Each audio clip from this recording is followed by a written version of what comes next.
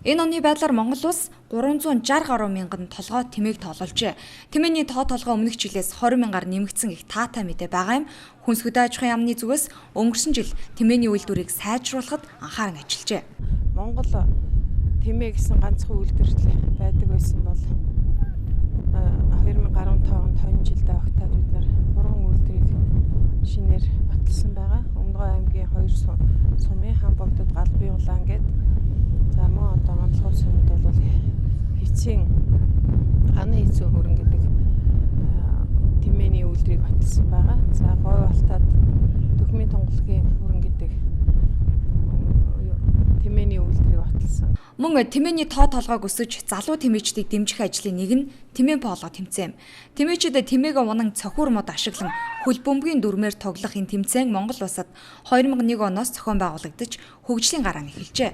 Анх 2001 онд Өмнө Говь аймагт зохион байгуулагдахад оролцогч баг пологийн мэргэжлийн үднээс авч үзэхэд тамирчдын чадвар тэмч сайнгүй байжээ. Тэгвэл өнөөдөр Монгол улсад тэмээн поло спорт хөгжөөд 15 жил болж байна.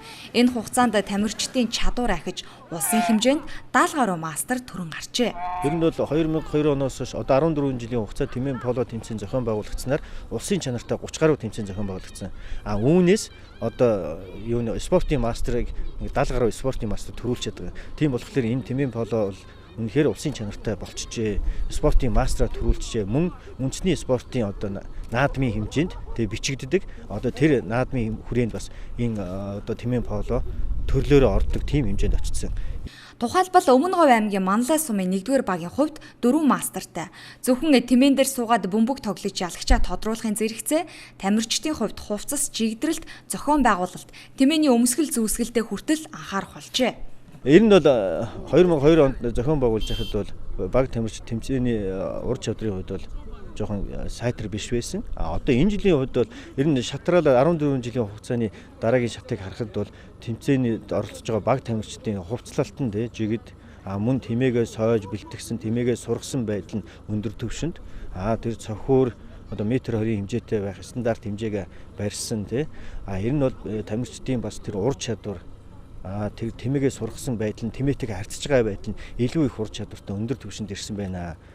Говь Алтай аймгийн Чандмал сумынхны хувьд гэхэд тэмээн поло тэмцээнд анх удаа оролцож байгаа. Тэд тэмцээний хүндэтгэн Монгол хийц бүхий цамц шар нөмөргөөр ижэлсжээ.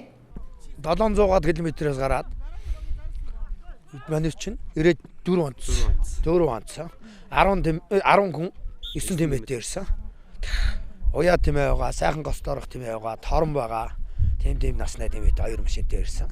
Харин Дорноговь аймгийн Сайхан Дулаан сумынхны хувьд цэнхэр хувцас хантаазаар ижилсэн байна. Өмнө Говь аймгийн Манлай сумынхны хувьд 15 жилийн туршлагатай гэдэг утгаараач тэр эхний болон финалийн тоглолт бүрдээ хэдэн төрлийн Монгол дээл хувцас өмсч өндөр ач холбогдол өгсөн нь харагдаж байна. Энэ хэрээр тэмээн поло тэмцээний өнгө төрх зохион байгуулалтч тэр жуулчдыг татхууц сайн байна хэмээн тэмээчд онцолж байлаа. За зохион байгуулалт дээр нь сайн юм шиг байна. Ер нь зохион байгуулалт өндөр түвшинд зохион байгуулагдаж байгаа шиг байна. Цар хүрээний хувьд бол ер нь нэлээд өргөн хэмжээтэй болж байгаа юм шиг байна. Мөн энэ үеэр зөвхөн полоны тэмцээнээс гадна тэмээчний урам их ур чадварыг сорьсон шагаа шүүрэх тэмцээнийг зохион байгууллаа. Тэмээчин залуусын хурд хүч самбаг шалгасан тэмцээнд Дорноговь аймгийн Сайхан Дулаан сум, Өмнө Говь аймгийн Манлай сумын тэмээчид амжилттай оролцож тэмээн дээрээс 15 шагаа шүүрснээр ялагчаар тодорсон юм а. Ийхүү тэмээн поло 2016 улсын аварга шалгаруулах тэмцээн Өмнө Говь аймгийн Далан задгад хотноо зохион байгуулагдлаа. Тэмээний тоо толгойг нэмэгдүүлж залуу тэмээчдийг дэмжиж аялал жуулчлалыг хөгжүүлэхэд тусдаа тэмээн поло тэмцээнийг цаашид жил бүр аймагуудад ээлжлэн зохион байгуулах юм байна.